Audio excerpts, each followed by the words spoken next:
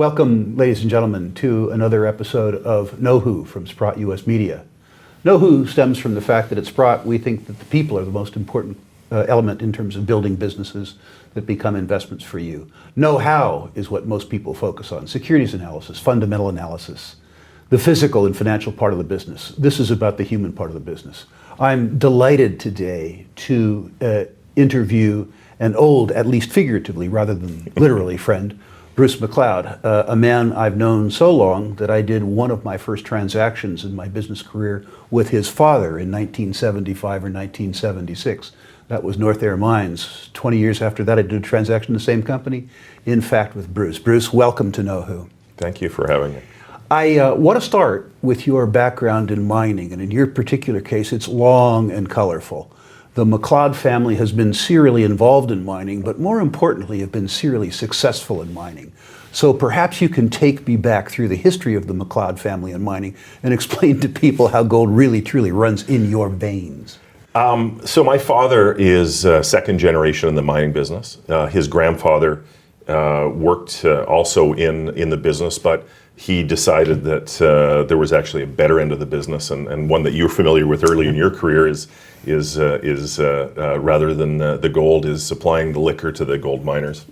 And when my father started, he was a Depression-era child and left home without finishing grade 10, felt that his family couldn't afford to have him there. And his father's departing information to him was, make sure that you get out from working underground in the summers. Clear your air, clear your lungs. And so he was a self-educated miner, worked his way up from miner to mine superintendent to mine manager, was involved in a discovery called the Pyramid discovery in the 60s in the Northwest Territories. And what he recognized from that was that although he did relatively well financially, is the people who were behind the company did extremely well. And it was one of those aha moments that he looked at the skill set they had, the true experience they had in the sector, and said, I'm far more qualified than these people. And ended up starting his own company, and that originally being North Air. So, I think in my background, I've really had two jobs. I've had a paper route, and I've been in the mining business. And much, I think, early in my career my father was always softly trying to direct me outside of this sector, and I think after going through a couple cycles, I truly understand why now. Well, mercifully for us at Sprott, your father failed in dissuading you from the mining business. You might describe briefly, too, that you're not the only McLeod in the mining game, that the rest of your family has done a pretty good job in it, too. At least two that I know of. Perhaps you could talk to me a bit about them and their successes. Well, there's actually three, because my mother, too, is probably one of the best stock pickers I've ever met. And I'm looking forward to an introduction. Is it really, as my sister said, it was rocks and stocks was the dinner table discussion, and it was always on latest discoveries and who was doing what.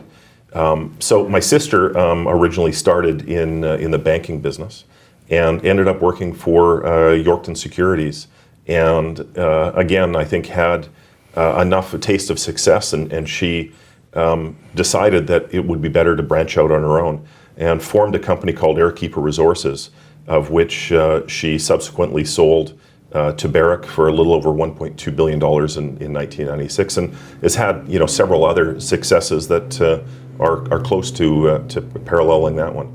And probably I'd say the most talented in our family is Robert McLeod, who's our cousin. He has the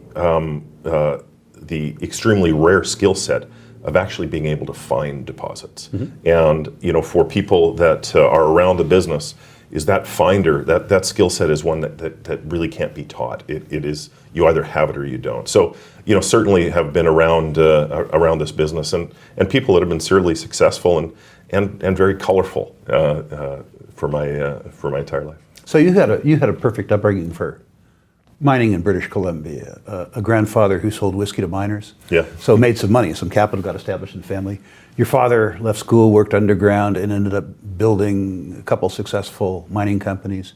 You, rather than taking your father's advice about doing anything other than mining, went, if my memory serves me correctly, to the University of British Columbia. No, I actually, Montana School of Mines. Montana School of Mines. Anyway, you went right straight into mining. And what was your focus? Were you an engineer? Were you a geologist? What was your university background? Background as a mining engineer, and I actually started late. I did, much like my father, I started working underground as a miner, a shift boss, and recognized that, you know, times had changed, and that education certainly was far more important than it had been in maybe generations past. And it was one thing I think that my parents were very forceful on, is if you are going to make a career in this business, is an education as part of it, and certainly it served me well. Certainly, I think the people who have worked for you underground in subsequent years appreciate the fact that you went to school and learned how not to kill them. Yeah. You know, it's let's hope that continues. So you get out of school in Montana with a degree in engineering.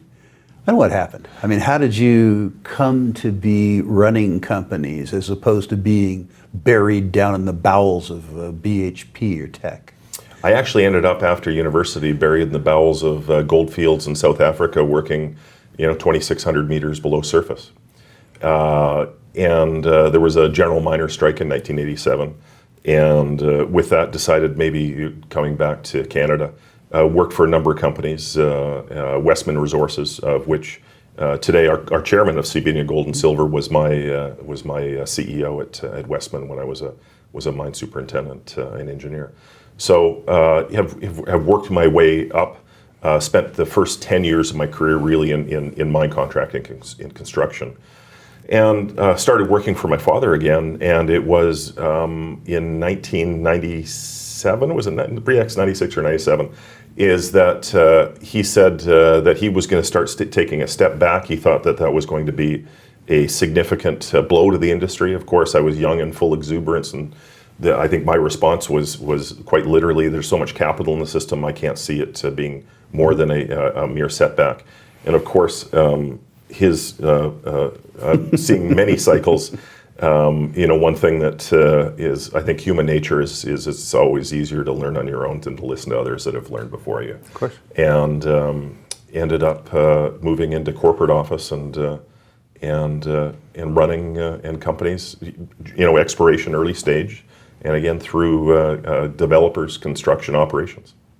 So let's talk about, you sort of took over the North Air Group, a collection of little juniors, financed them, all that kind of stuff. Yeah. We became acquainted, I guess, that would have been 1998, 1999.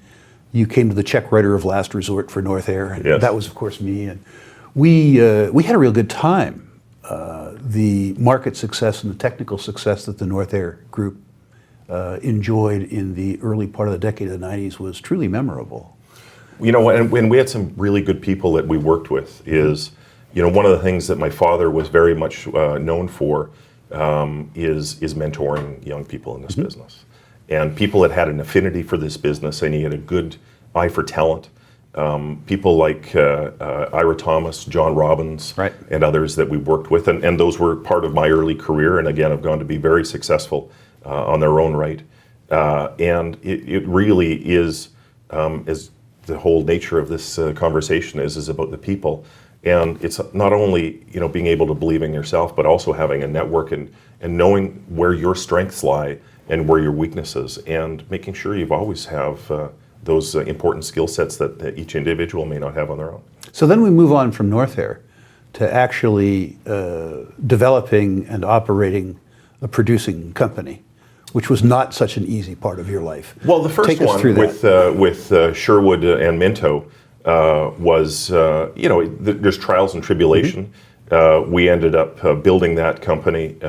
It actually, that was in 2006-07 in construction. And actually it was last week that it finally shut down. That was acquired after we constructed it by Capstone, an operating copper gold mine. And Minto was a spectacular success. It was a fantastic operation, and truly it's one of those things that, again, there's so many of my father's old saying is that grade overcomes all. Yes, and it is one of the things that it was one of the highest grade open pit copper mines in the world. Right. But beyond that, I had a company that was focused on molybdenum. And there was a takeover. We were taken over, and after the deal, or in the final stages of the deal, is part of it was they recognized it needed fixing. And rather than going and finding another venture is one of the preconditions is I take over the company. And I'm very proud of what we did with Mercator in terms of safety, in terms of operating cost, in terms of turning a project that when we acquired it is there was no long range planning, there was no short range planning. It was where are we mining tomorrow to something that we could go to people, even the line level supervisors, and they knew what their KPIs were. Unfortunately, is it truly was a molybdenum mine with a copper credit, and as fast as we could make improvements to the project, molybdenum price fell, and it was a fairly dark time.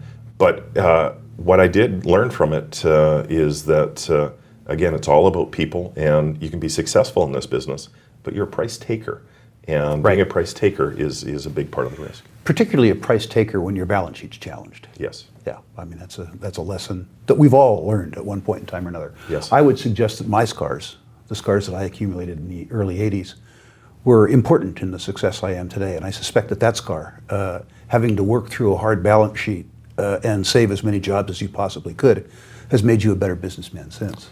Oh, it certainly has. There's some lessons that I think the easy lessons in life are the ones that may be fleeting. The hard lessons are the ones that stick with you, and you seem to remember and hopefully, as all people that evolve, is make better decisions and improve. And you came out of that with your reputation more than intact. The circumstance of that is that another project that had challenged people for 20 years, but importantly that had grade, came to you, I think, as a consequence really of your financial experience and your operating experience. Tell me fairly briefly, because I have another question, not much time. Sure. How you came into Back River and how what you've done in your career up to now qualifies you for the job of running Sabina. Well, again, I think there's very few people that, again, have the skill set of finders, but those that truly can develop assets, I think is also is not as rare, but is I do believe is rare. The board, several of the board members I'd had success with is one in particular, David Fennell. We were both involved very early in Palmarejo. We ended up selling that company for a little over $1 billion. And David came to me and asked if I would be interested. And to be honest, my first answer was no. I looked at the company, I looked at the balance sheet. It was strong, but the company had $1 billion market cap. And when I got the call, it had a $50 million market cap. And I looked at it quite simply and said, there must be something wrong. And I owed it to some of the people that I'd worked with to actually do a deep dive, and I assumed I would be able to tell them what was wrong with the asset. And what I found out was there was nothing wrong. What it was what's endemic in this industry is mining for ounces rather than mining for profit, is what the plan and the path was for Sabina and Back River. And it was fairly simple to look at it with a different lens and trying to mine for profit. People talk about net asset value. Net asset value to me is if you can't finance and build a company, it's zero. So it was an IRR, an internal rate of return question. And what we found was by simplifying the project, taking certainly some of the risk out of it in the execution and delivery, that we're able to lower our capital cost, increase our rate of return, and bring a project that people understood and they saw the value proposition. I said one more question, I lied too. One of the things that's really impressed me about Sabina is the relationship that you have with the indigenous community in your political constituency. Relationships between miners and First Nations or indigenous people are often not good, and I would suggest that community is your biggest backer. How did that occur? It takes time to develop any relationship, and it was time and effort. I inherited a team that had extreme confidence in their ability to develop a relationship and develop trust with the Inuit in the Western Kitikmeot. And when we had a permitting setback in mid-2016, some of the letters that we received from some of the hunters and trappers organizations, for example, I couldn't even cut and paste and put in releases because it would have been controversial. It couldn't, we certainly sent people to where they were, but at the end of the day it was our relationship with the Inuit, and there was over 350 documented community consultations. Right.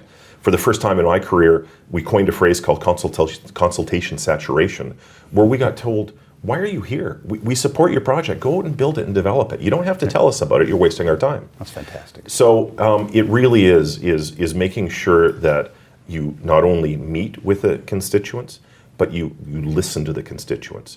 And we had to make some changes to the project that were had financial consideration to us and to our shareholders, but not enough to render the project anywhere near uneconomic. It certainly, I would say the other way is that surety of us being able to develop the project made it more valuable. And I think, and again, the way that the resource industry has traditionally looked at those relationships is slowly turning upside down and becoming one that's certainly more beneficial. They're our partners when we're smart.